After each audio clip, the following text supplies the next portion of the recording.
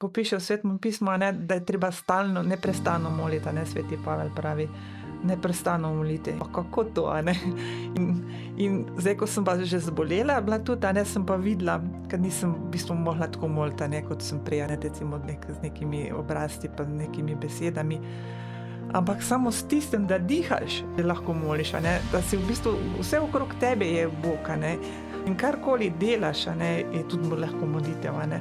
In sem tako razmišljala, da če se nekaj lotiš s pravim namenom, s fokusom, z vsemi močmi, a ne, in s pozitivnim namenom in z dobro voljo in zagretostjo, zavzetostjo, a ne, in delaš tisto in ti to uspe, vse to je vse molitev. To pomeni, da kako zdaj razlagaš, da vsak človek, ki dela z zavzetostjo, z navdušenjem, moli.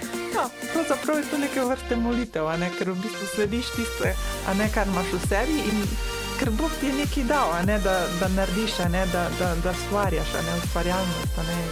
In če stvarjaš, ne, to je, to vse molitev.